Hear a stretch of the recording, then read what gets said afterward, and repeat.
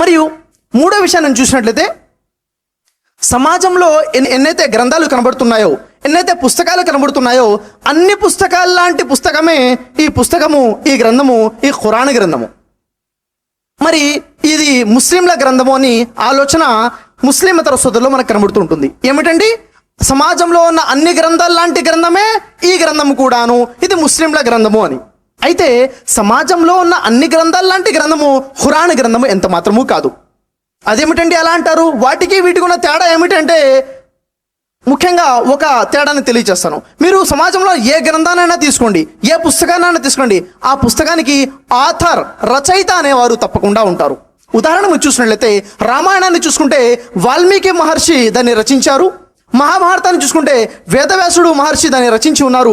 ఉదాహరణకి బైబిల్ని చూసుకున్నట్లయితే బైబిల్ని రచించినటువంటి అనేక మంది కనబడుతున్నారు. ఉదాహరణకి మత్తయి అనే వ్యక్తి, లూకా అనే వ్యక్తి, యోహాను అనే వ్యక్తి, మార్కు అనే వ్యక్తి, పౌలు అనే వ్యక్తి, పేతురు అనే వ్యక్తి, యూదా అనే వ్యక్తి, ఇలా అనేక మంది వ్యక్తులతో రచించబడినటువంటి గ్రంథము ఈ బైబిల్ అని వారు రచయితలుగా రాసినట్టుగా మనకి బైబిల్ సాక్ష్యం చెప్తుంది.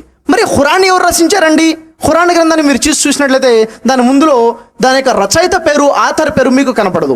మరి ఖురాన్ ఏమిటి? ఖురాన్ ఎవరు రాయకపోతే ఎలా వచ్చింది అంటే, ఖురాన్ దైవ గ్రంథము. సర్వసాధారణంగా హిందూ సోదరుల్లో దేవుని పుస్తకము, దైవ గ్రంథం అనగానే ఒక ఆలోచన వస్తుంది. సర్వసాధారణంగా వాళ్ళు ఆలోచించే విషయం అంటే, దేవుని పుస్తకము, దైవ గ్రంథము అంటే ఏమిటి అంటే, దేవుని విషయాలు ఏ పుస్తకంలో అయితే రాయబడి ఉంటాయో ఆ పుస్తకాన్ని దేవుని పుస్తకము, ఆ గ్రంథాన్ని దైవ గ్రంథం అంటారు అని సర్వసాధారణంగా ఆలోచిస్తుంటారు. కానీ ఆ భావనతో ఇది దైవ గ్రంథం అని నేను చెప్పడం లేదు. ఏ భావనతో చెప్తున్నాను? ఇది సృష్టికర్త అయిన దేవుడు అవతరింప చేసినటువంటి గ్రంథము. ఆ భావనతో ఇది దైవ గ్రంథము. ఇది ఎలా అవతరించింది అంటే, ఖురాన్ గ్రంథంలో సూరా షూరా 26వ వాక్యము, 192, 193, 194 వాక్యాలను మనం పరిశీలించినట్లయితే ఈ గ్రంథం గురించి సకల లోకాల సృష్టికర్త అయిన అల్లాహ్ ఈ గ్రంథాన్ని అవతరింప చేయడం జరిగింది. ఈ గ్రంథాన్ని తీసుకొని, ఈ వాక్యాలను తీసుకొని విశ్వసనీయమైనటువంటి జిబ్రాయిల్, గాబ్రియల్ దైవదూత ఆకాశంపై నుండి భూమి మీదకి అవతరించి చిట్ట చివరి ప్రవక్త ముహమ్మద్ సల్లల్లాహు అలైహి వసల్లం వారికి ఈ వాక్యాలు అవతరింప చేయడం జరిగింది. తెలిసిన విషయం ఏమిటి? ఖురాన్ గ్రంథాన్ని అవతరింపచేసింది సకల లోకాల సృష్టికర్త. తీసుకుని వచ్చింది జిబ్రాయిల్, గాబ్రియల్ దైవదూత. ఎవరి వద్ద కంటే చివరి ప్రవక్త ముహమ్మద్ సల్లల్లాహు అలైహి వసల్లం వారికి.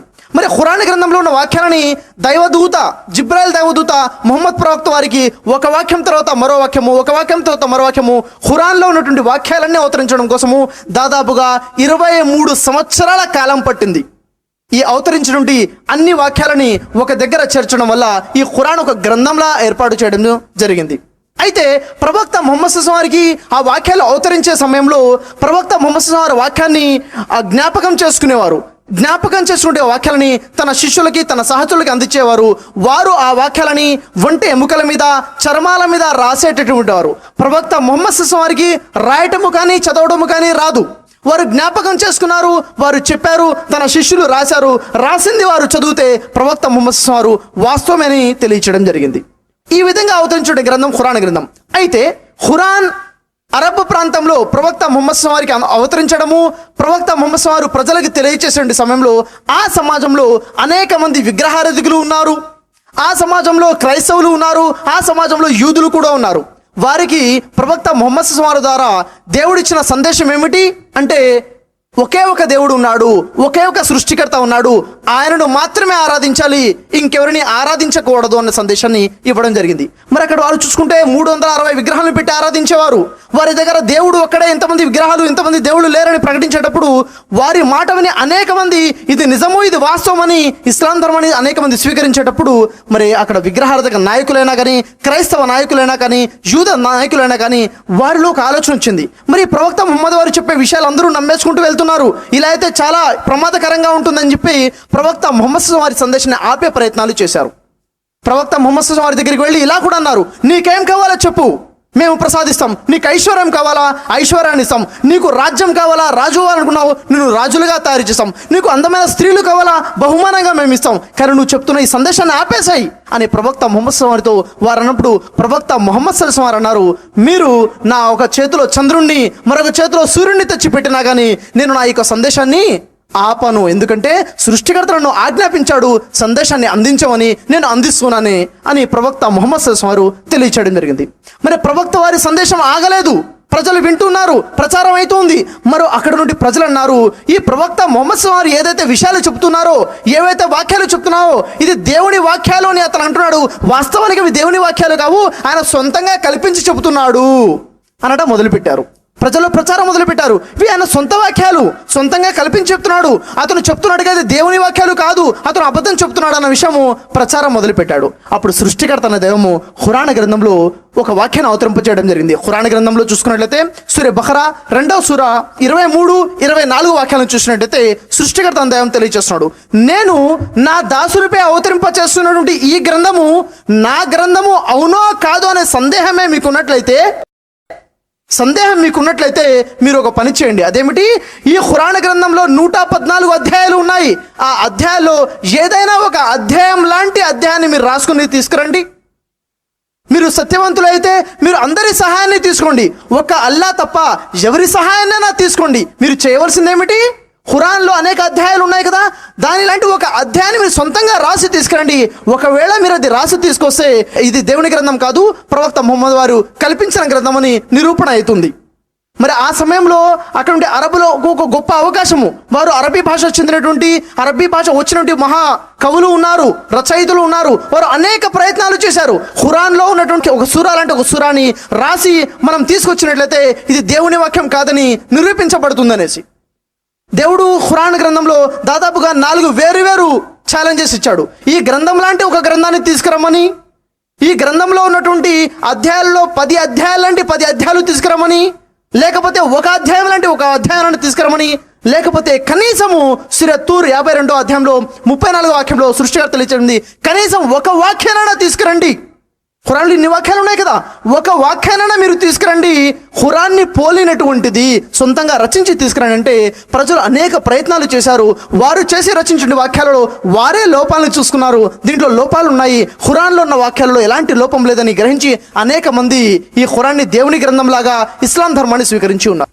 ఖురాన్ గ్రంథంలో 4వ అధ్యాయము సూర నిసా దాంట్లో 82వ వాక్యాన్ని మనం పరిశీలించినట్లయితే అక్కడ సృష్టికర్త దైవం ఇలా తెలియచేయడం జరిగింది, ఈ గ్రంథము ఒకవేళ సృష్టికర్త అయిన అల్లాహ్ తరపు నుంచి కాకుండా మరెవరి తరపు నుండైనా అయి ఉన్నట్లయితే ఈ ఖురాన్ గ్రంథంలో ఎన్నో పరస్పర విరుద్ధ విషయాలు ఉండేవి.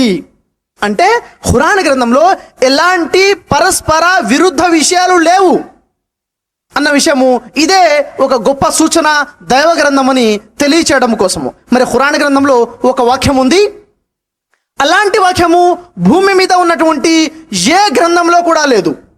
ఆ వాక్యం ఏమిటంటే ఖురాన్ గ్రంథంలో 15వ సూర హెజ్రులో 9వ వాక్యాన్ని చూసుకున్నట్లయితే అక్కడ సృష్టికర్త దైవం తెలియచేయడం జరుగుతుంది, ఇన్నా నహ్ను నజ్జల్నల్ జిక్ర వ ఇన్నా లహు లహాఫిజూన్.